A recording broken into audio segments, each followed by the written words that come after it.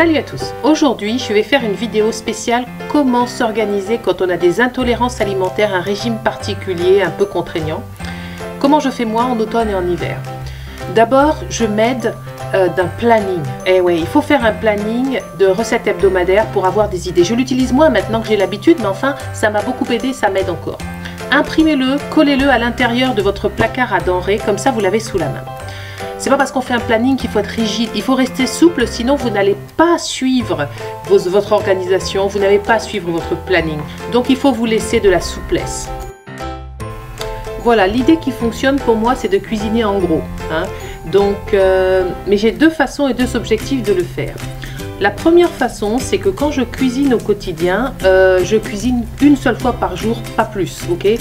Et je prépare 3 ou 4 repas à l'avance. Donc ça, je copie ma maman, parce que c'est ma maman qui fait ça. Hein. Par exemple, quand elle cuisine à midi, elle fait le repas du midi et du soir. Voilà.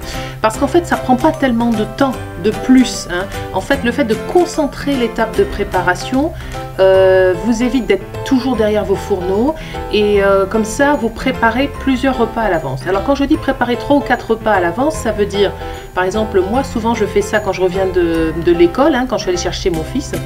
Je prépare le repas du soir et le repas du midi du lendemain, voilà. Ainsi que le petit déjeuner et parfois le goûter, par exemple, ou le goûter.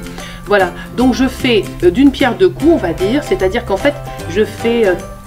au lieu de préparer un seul repas, et en fait ça prend pas tellement plus de temps, on pourrait s'imaginer qu'on double les temps de préparation, mais ça fonctionne pas comme ça. En fait, quand on concentre, on a presque à peu près le même temps de préparation. Donc ça, c'est très intéressant. La deuxième chose que je fais, c'est que je fais une grosse opération de cuisine, une fois tous les 15 jours, une fois par mois, et je prépare des plats tout prêts, surgelés, fait maison, ok?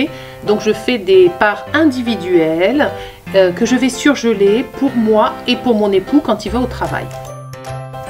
En plus de tout ça, il y a quelques bonnes habitudes à avoir, des habitudes assez simples, basiques, mais qui ont leur importance. Par exemple, quand je fais mes plats au quotidien, je fais toujours une part de plus. Et ouais. Et comme ça, bon, si les gens ont très faim, s'ils ont envie d'en reprendre, ils se resservent. Mais surtout, ça me sert, comme là, vous voyez, hein, il me restait du rôti de veau mijoté, là, avec des pommes de terre. Ça me fait des parts individuelles à congeler, voilà, pour moi ou pour mon époux quand il va à son travail.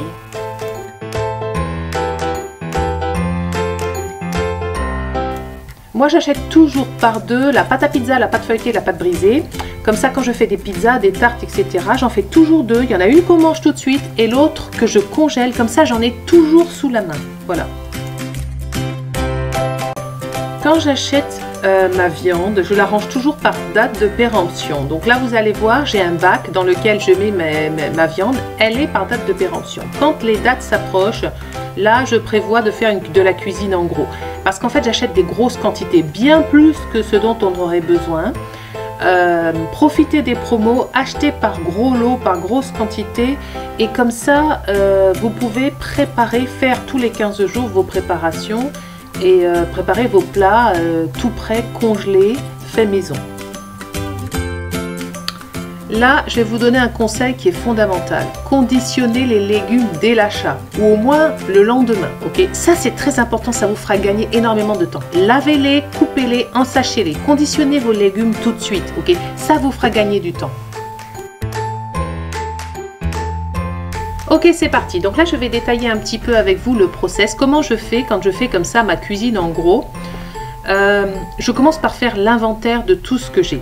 Ça m'arrive rarement d'aller faire mes courses avec l'idée de faire ma cuisine en gros avec des recettes que j'ai déjà dans la tête. Ce que je fais, c'est que je vais faire mes courses, je profite des promotions et une fois revenu chez moi, j'étale tout, je sors les légumes, la viande et je regarde ce que je peux faire comme recette. Voilà l'ordre du process, ok?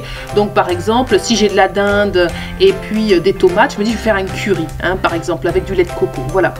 Donc je commence par faire ça, tout sortir, vider hein, carrément mon frigo, mon bac à légumes et lister les recettes qui me viennent à l'esprit.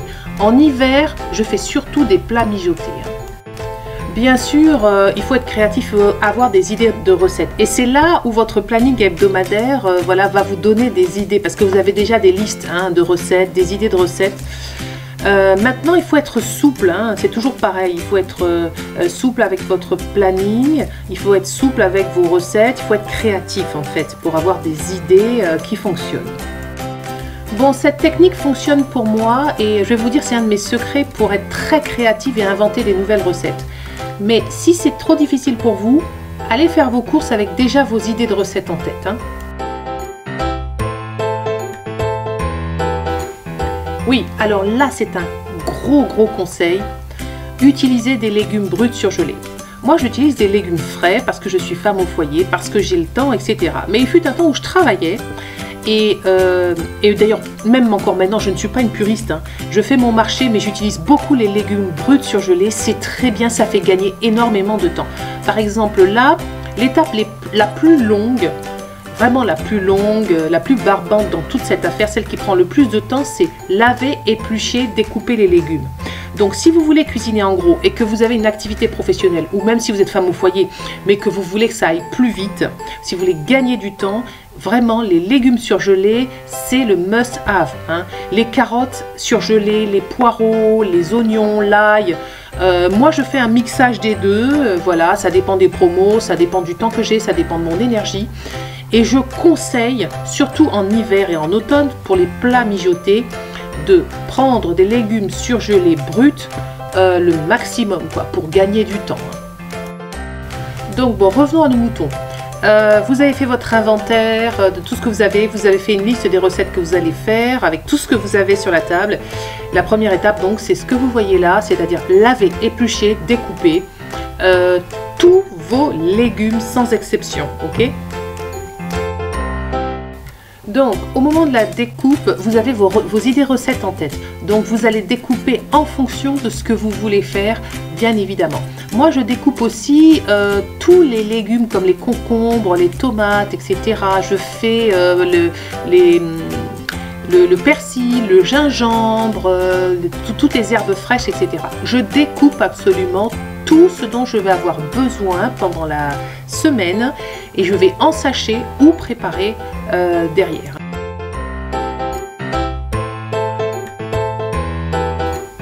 Bon, ensuite, une fois qu'on a terminé la corvée d'épluchage, la corvée de patates, hein, pour tout dire, moi je mets tout sur la table et je répartis avant la cuisson les différents aliments dans des casseroles ou dans des tupperware ou dans des sachets. Donc pour ce qui va au frigidaire. Donc je fais mes répartitions en fonction des recettes que j'ai prévues. Là par exemple, j'ai mis du potimarron de pommes de terre, je vais même mettre un bouillon cube. Je ne vais pas faire cette soupe tout de suite, je vais la faire dans 24 à 48 heures. Mais je la prépare, tout est prêt, je la mets au frigidaire et voilà. Là par exemple le gingembre, il est épluché, j'en aurai besoin, je vais l'utiliser pendant toute la semaine, etc., etc. Répartir les aliments prêts à l'emploi. J'ai un autre conseil important à vous donner. Utilisez tous les modes de cuisson à votre disposition. Ça demande de l'expérience, je sais, mais quand vous listez vos recettes, essayez de penser à tous les modes de cuisson. Vapeur, four, plaque, etc. Et ça vous fait faire beaucoup plus de plats en même temps, hein. Pour aller vite aussi, je dois vous dire que quand je fais de la cuisine en gros, je n'utilise pas mes cocottes en fonte. C'est trop long, j'utilise mes cocottes minutes, ok? En 20 minutes, on fait un bœuf bourguignon presque, hein. Là, je profite du cuit-vapeur pour faire des œufs durs, hein. Normalement, on les fait sur la plaque dans de l'eau, hein, mais ça va me prendre une place sur ma plaque à induction. Donc, je les fais au cuit-vapeur. Donc, comme je l'ai dit plus haut, avec mes légumes épluchés, je fais des kits prêts à consommer, hein. Et c'est pour ça que dans la semaine, ça ne me prend pas beaucoup de temps ensuite de préparer mes repas quotidiens, mes 3 ou 4 repas, parce que tout est prêt. Là, par exemple, dans mes bocaux, là, le parfait, je viens de mettre des carottes pour faire des carottes râpées. Tout est prêt, j'ai plus besoin de travailler, hein. Bon, une fois que tout a été fait, il ne reste plus qu'à faire les cuissons, hein. Les cuissons à la chaîne, j'appelle ça. Donc, comme je l'ai dit, utilisez tous vos modes de cuisson. Vous pouvez faire, par exemple, si vous avez du rôti de veau, le faire mijoter au four, hein, dans une cocotte en fonte. Mais bon, moi, j'ai que 3 feux sur ma plaque, mais j'arrive à m'en sortir, à préparer en même temps tous les trucs. Et c'est vrai que c'est là où je vous dis qu'on gagne du temps, surtout quand on le fait au quotidien, quand on prépare 2 repas en même temps. Parce que quand je mets de l'oignon dans une casserole, ça ne me prend pas tellement plus de temps de mettre de l'oignon dans la casserole d'à côté. Voilà, hein. Bon, pour faire de la cuisine en gros comme ça, préparer 2-3 repas, etc., c'est vrai que c'est plus simple quand on connaît ses classiques. Il vous faut connaître vos classiques. Quand on a des intolérances alimentaires, de toute façon, moi je pense qu'on n'a pas le choix, il faut apprendre à cuisiner. Hein, parce que c'est pas dans les magasins que vous allez trouver des plats tout prêts adaptés à votre régime spécifique. Hein. Donc il va falloir apprendre à faire la cuisine. Donc, quel genre de recette à prendre? Eh bien, moi je pense qu'en hiver déjà, pour l'automne-hiver, il faut privilégier les plats mijotés, les grands classiques. Hein, parce qu'un plat qui cuit, quelque part il a bien cuit et si vous le laissez bien hermétique, vous pouvez le manger 24 heures après, hein, en le faisant bien réchauffer, vous pouvez le surgeler, ça se décongèle bien, etc. Donc moi je fais surtout des pot-au-feu, des bœufs bourguignons, je sais pas moi, des sautés de veau, etc. En été, c'est plus ratatouille, caponata, etc.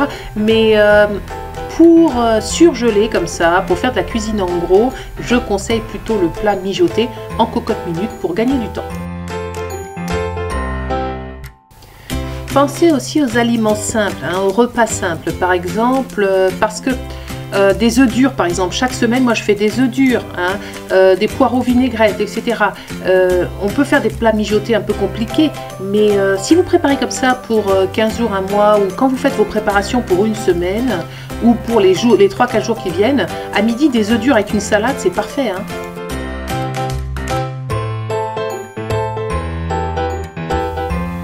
Donc quand j'ai dit que je sortais tous mes aliments, je sors toutes mes denrées, y compris les fruits et légumes. Je vérifie une fois par semaine que voilà, j'ai rien qui périme, etc. Et je les conditionne et je les utilise.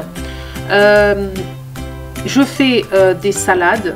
Beaucoup de salades de fruits, parce que moi j'aime bien les salades de fruits pour le matin, des salades de fruits mélangées, fruits frais, fruits secs, dans des bocaux le parfait que je mets au frigidaire. Et je fais aussi par exemple des compotes par exemple. Il m'arrive aussi de surgeler notamment les bananes quand on les a pas mangées, pour pouvoir faire des desserts, voilà, à la banane, des crèmes glacées à la banane. Il y a une vidéo en ligne à ce propos. Donc voilà, quand je fais ma cuisine en gros, je m'occupe aussi des fruits. Hein.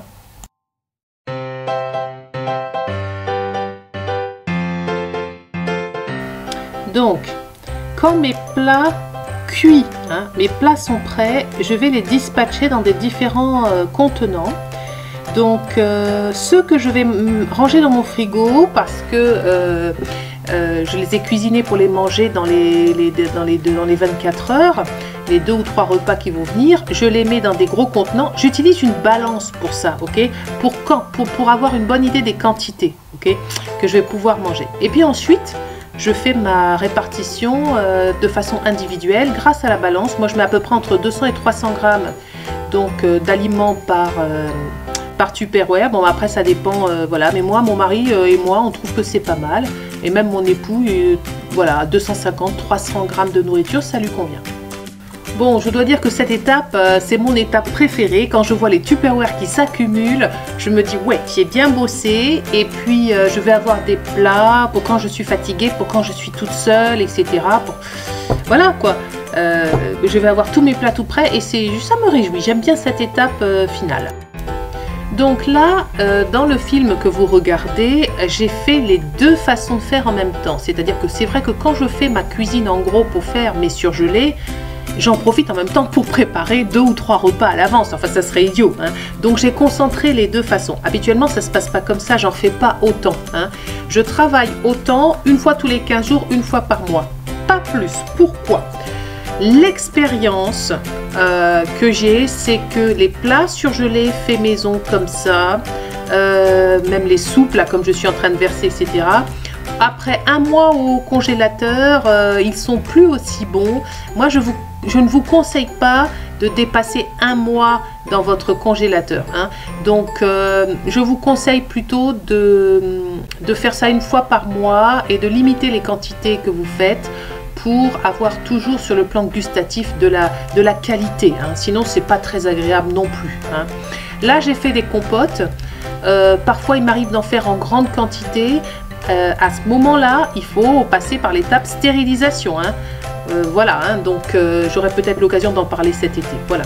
Donc voilà, le travail est effectué. quand j'ai terminé, je note ce que j'ai préparé. Si, croyez-moi, c'est l'expérience. Vous allez oublier des aliments, hein, des entrées, des choses comme ça. Donc moi, je note tout et je prévois mes menus pour les 3 à 4 jours à venir.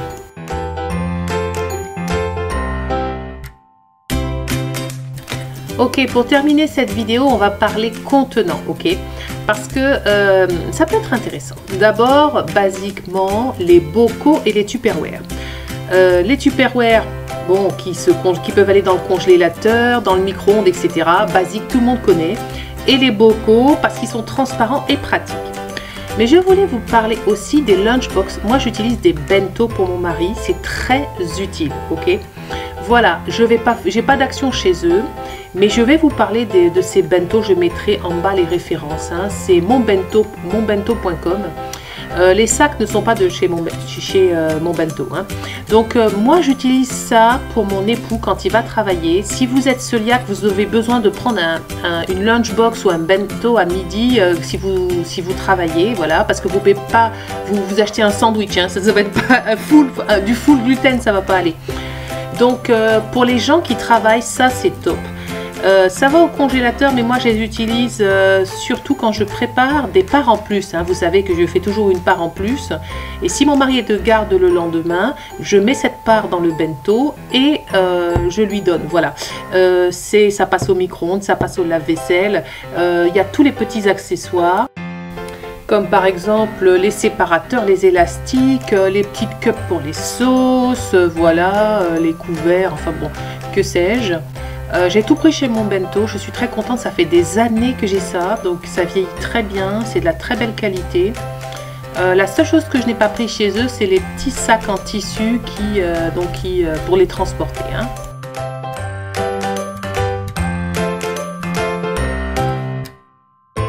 J'utilise aussi des emballages jetables.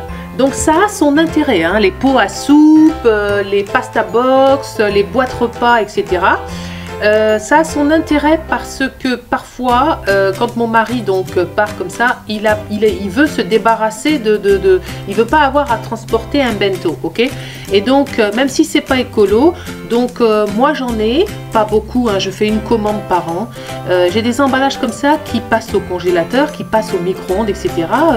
D'ailleurs, les professionnels utilisent ce genre de choses. Et l'avantage majeur, c'est qu'une fois que vous avez terminé de manger, vous vous débarrassez du contenant, vous ne l'avez pas sur les bras. Donc ça peut être intéressant dans certains cas, voilà. Donc je voulais partager ça avec vous.